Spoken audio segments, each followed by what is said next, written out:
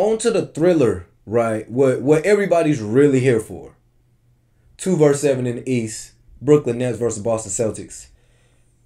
Bruh, I gotta say some things, man. The Boston Celtics really proved something to me yesterday, and it was just one playoff game. But the thing is, I'm not a very big regular season guy. I'm locked into the regular season. I'm very aware of the second half of the season that the Celtics had. I know what they were doing defensively. I know they lost Robert Williams. All that, right? I get it. But when you get in the playoffs and you play in a team like they played, the Brooklyn Nets, they got the firepower, KD, Kyrie, Seth Curry. It really ends there. But those first two, KD and Kyrie, that's massive firepower. So that's good right there. But when you play in a team like that, right, that's the test. Every night in the regular season, you're not playing a top-tier team. So the stuff you're doing could be glorified on some nights, and some nights you could be off. The regular season is wishy-washy. But those playoffs, right? I made a tweet earlier. I made a tweet today that actually blew up. But I made a tweet prior. They called Jason Tatum like a two-way because, you know, some advanced stat is out now. I don't buy that. I was like, yo, the Jason Tatum I know, that number 0 for the Boston Celtics, he's not a two-way. Let's end that narrative. Just because you got some length on you and you decide to play defense every once in a while doesn't make you a two-way. That was my thing. Then Sunday around 3:30, right, Boston versus Brooklyn tipped off. And I seen number 0 on the Boston Celtics, Jason Tatum, sit in this chair and guard Kevin Durant, maybe the best Kevin Durant has been guarded this season, right? So that's the first thing. Let me say that. I'm going to call him a two-way. I seen it enough. It's the playoffs. That intensity will not leave. It might have left in the regular season, which is why I wasn't convinced. Postseason, it's not going anywhere. So I'll call him a two-way. But what this team was able to do, right, what they were able to do, the main thing we need to talk about, bro, is Al Horford. Al Horford, mainly because Bruce Brown comes out. He's like, they don't got Robert Williams, right? So we're going to have to battle with Al Horford and Daniel Tice, and that should be nothing. Well, Al Horford came out. He had 20 points, 15 boards. Bruce Brown, you take that. You know what I'm saying? So that's the first thing. Secondly, the way they played as a team, I was texting in the chats, of course, you know, texting with the homies about the game. And I actually believed in Boston's defense more than I believed in Brooklyn's defense. And of course, that's easy, duh. Brooklyn struggles on defense, obviously, which we're going to get to. But I was saying that if you watch the game, it took for Kyrie Irving to go nuclear for them to get in the game because they were really shut down offensively. Lazy turnovers, bad shots, right? Boston was super physical. So if it really came down to it, and I'm a firm believer in good offense over good defense any day of the week. But on Sunday, the way they were playing, and then Brooklyn's lapse in defense, they're leaving guys open. Boston has so many open looks that really if Kyrie did not go crazy, this wouldn't be any type of a game, right? Side note on Kyrie Irving, I don't never want to take money out of man's pocket, but we seen Kyrie with the middle fingers. We seen it all. We ain't seen Kyrie get fined. I'm not saying I want him to get fined, but what I'm saying is if Kyrie Irving is able to flip the crowd off once, then come back with the double bird and not get fined.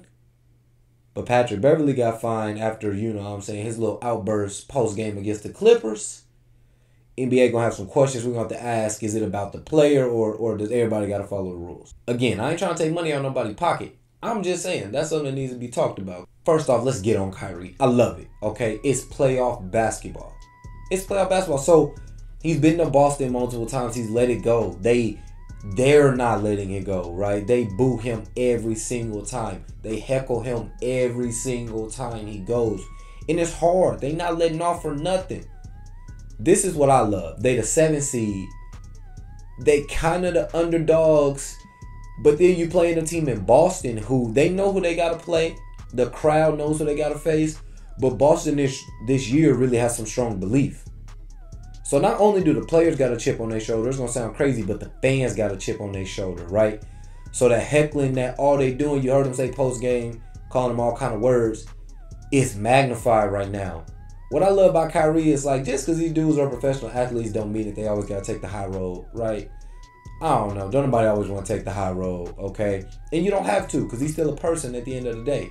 Kyrie took it back to the park, took it back to trash talking. Like, if you going to say something to me, I'm going to say something back, and we going to battle. And it helped. It only helped that he had 39 points, right? So the fact that he going to trash talk and go back and forth with you, but he also had 30, really helps the case. 40, really. But, bro, what a game. But really from Boston, bro, I seen that as a unit, they can play well. Defensively, I'm bought in, bro. I'm bought in. The goal is obviously Kevin Durant, Kyrie Irving. They're both going to be amazing. You got to pick one. I did hear a narrative about them, like, focusing on stopping KD and letting Kyrie just do him. That's not the best idea, bro. Kyrie Irving can take over a game. He can win a game. He literally did it Sunday. They're one play away. Let's talk about that one play. Let's talk about the play before. All right, Kyrie Irving has the ball on the final possession. Kyrie had 22 in the fourth, okay? Something like it. There was a moment before that double came where he went left. He got away from the double, and he had a slither of space to be able to shoot a three, right? Why did Kyrie Irving choose to hesitate? I don't know. That's up to Kyrie Irving. But ideally, you have 22 in the fourth. They're playing through you. They're just feeding it right to you. They would like you to take that shot. Instead, Kyrie Irving passes. His only open opportunity of a hezi runs across court. Now, if you're going to run across court, shoot your little midi, your runner. He doesn't, right? The double's there now. Marcus Smart's playing great D. He kicks it to KD at the top, probably about 3 seconds. KD got to force one up, okay? Because the whole possession was drawn for Kyrie. And Kyrie, if you ain't going to shoot it, it needs to come out earlier. This is the thing. As I mentioned earlier, he had 22 in the fourth. Cannot fault him that much. You would just like to see when he got his space, he was already making threes in the fourth, especially on the left side of the court. You would like him to shoot that shot. Instead, you would prefer the shot that Kyrie passed up over the shot that Kevin Durant eventually took. So then now Boston gets the ball. They push it. Everybody said it now. Shout out Ime Udoka, right, for not calling the timeout. Shout him out, right, because you trust your guys. Now, it also makes sense why he didn't call a timeout because he only had one left. So if you did go down and miss, it would give you the opportunity to then foul because they were down one. So if you did miss, it would give you the opportunity to foul, and then whatever happened after free throws, call a timeout, then set up a potential overtime play. But what you do is you trust your guys, right? So you drive. There's so many questions, bro. But the breakdown happens when Claxton and Bruce Brown go out, right, to the pump fake of Marcus Smart. What a cut by Tatum. Everybody talking about KD. He got backdoored. It was funny to see KD, and he was just hopping around.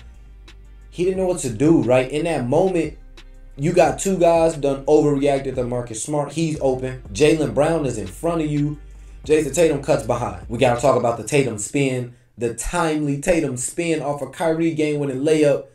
One of the best games I've seen, bro. And Boston needed that simply because they asserted their dominance early on.